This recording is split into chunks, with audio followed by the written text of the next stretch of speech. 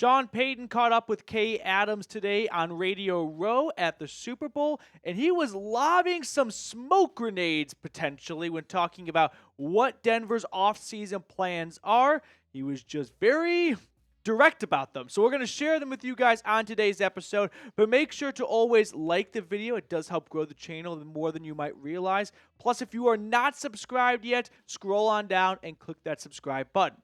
But today we got a nice clip of Sean Payton on the Kay Adams show, and a couple of parts of it really jumped out to me. One, and I think this is a really important point to drive home, it's Sean Payton confirms that acquiring a running back or tight end, not necessarily a wide receiver, is a must for the Broncos this offseason. As Zach tweets out, we're stronger at receiver than other people think. Now, this reminds me a little bit of last year, 2024, when Sean Payton was in Las Vegas, once again on the Kay Adams show, and he said, "You are looking to fall in love with the quarterback?" Yeah. So we've been in this spot before where a year ago, almost to the day, Payton kind of revealed what they are trying to do in the offseason, and that's exactly what happened. But on the other side of things, I remember a year ago about when we got a lot of scoops that the Broncos were looking closely at J.J. McCarthy. Remember when the Vikings play-by-play guy, Paul Allen on the mic, said Sean Payton's interest in Michigan QB J.J. McCarthy is very real? Quote, a pretty reliable individual over the weekend informed me that Payton is quite enamored with J.J. McCarthy. And after the draft was over, if you recall, Sean Payton said, I did everything in my power to make everyone think we were looking one way, and we went another way. But to circle back to that one quote on the Kay Adams show of the Up and Adams, we're stronger at receiver than some would think. This has been something I have been preaching on the channel, that I do not believe the Broncos are going to make a splash acquisition at wide receiver.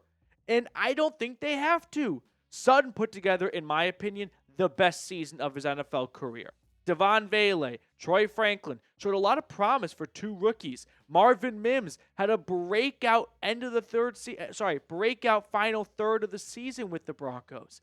So yeah, you've got Mims, Franklin, Vele, three wide receivers who are all either going into their second or third season on the team, showing a lot of promise.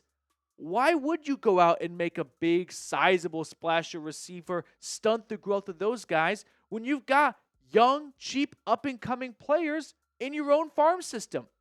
Look at the way Marvin Mims played down the stretch last year. Weeks 11 through 18.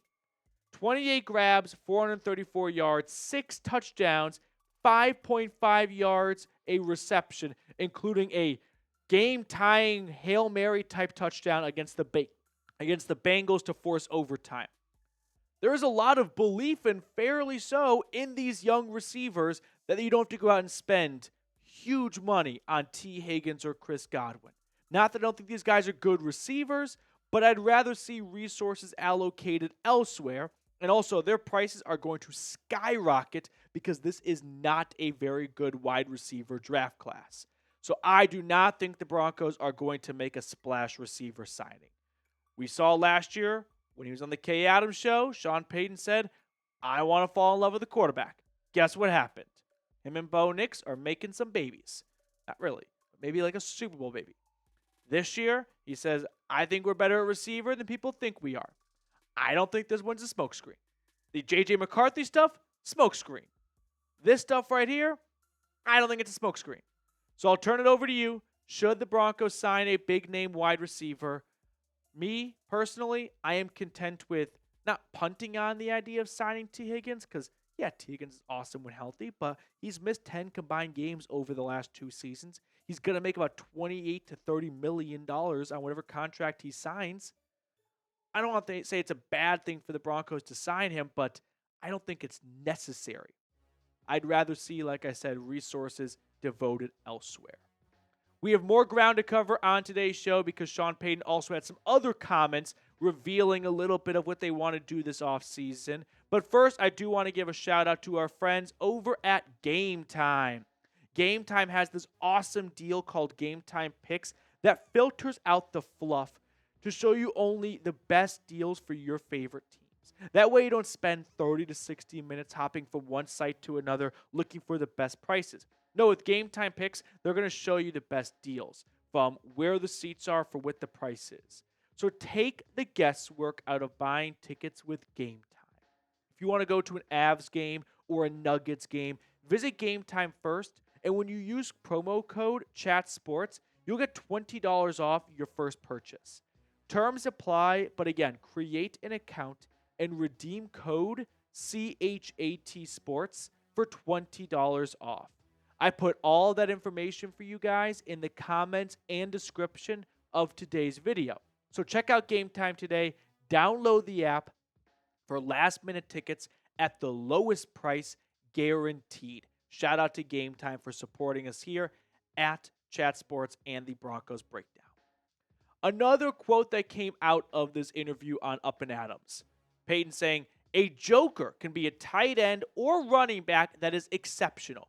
We were spoiled with Reggie Bush, Jimmy Graham, Jeremy Shockey, Darren Sproles, Alvin Kamara. Those are interior either tight ends or running backs. They have to be elite receivers that play tight end or running back. Why does this sound familiar? I don't know. Maybe because we did a whole video about Sean Payton's next joker. So if you want to know who the Broncos could target to satisfy this very public itch that not once but twice since the season has ended, Sean Payton has said, I want to go get a joker. Go watch this video on the channel. I put it up a few days ago. I thought it would do a little bit better than I ended up doing, so I invite you to re-hit this video if you have not seen it yet. But when it comes to the Denver Broncos draft strategy, based on Sean Payton's comments, I'm leaning more towards tight end over running back at pick 20. Not what I would do, but if I had to just make a prediction of what the play is at 20, I think the first player on the Broncos big board is a tight end. Probably Tyler Warren, and then Colston Loveland. Now, where things can get a little bit hairy is what happens if both those guys go before 20. Then we're going to learn what Denver's backup plans are. But in my estimation, that is their plan A. Now, Sean Payton also said they're going to take a look at inside linebacker, middle linebacker, and safety. So I thought we could take a look at those two positions since Sean Payton said they're going to take a look. Cody Barton is going to be a free agent. I think it would be a great idea to bring him back.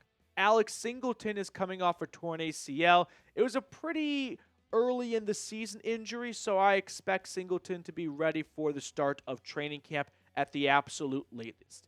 But the way Barton filled in for Singleton, over 100 tackles, 1.5 sacks, 2 tackles for loss, a forced fumble, and we're running out of space being an interception as well. Did he not against the Saints? He did a tremendous job of being more than just a fill-in. The guy was a playmaker.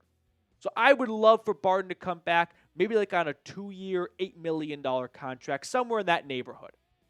If it's not Cody Barton, there are a lot of other good free agent linebackers out there. Dre Greenlaw from the 49ers, up until his Achilles injury, he was a crucial element of that 49ers defense. Nick Bolton, a rival from the Chiefs. Ernest Jones, who the Seahawks traded for, I expect them to bring him back. But if not, he was really good with the Rams a few years ago. Levante David's probably not going anywhere but Tampa or retirement. Bobby Wagner continues to be aging like a fine wine. Zach Bond, he was a player drafted by Sean Payton. He is in the mix for Defensive Player of the Year. Do not rule out Sean Payton going after a former draftee of his. So those are a couple of linebackers to watch for. As for the safety position, both Jones and Locke are under contract for 2025. Brandon Jones, I thought for what he was paid, played pretty well. You made a conscious decision to go cheaper at safety and move on from Justin Simmons. And if you just go dollar for interception, Jones did a pretty good job compared to Justin Simmons. But PJ Locke, he did not do a very good job last year. So I could see Locke kind of getting the axe. Here are some of the free agent safeties out there. Javon Holland, he was really good for the Dolphins for 3 years and unfortunately had a bad season at a bad time, a contract year. Budda Baker, I thought he got an extension. Maybe I'm wrong on that one. But anywho, I don't think they're going to be swinging for that big of a fish. But one name I would not mind the Broncos pursuing, it's Talona Hufanga, the 49ers, former all-pro safety.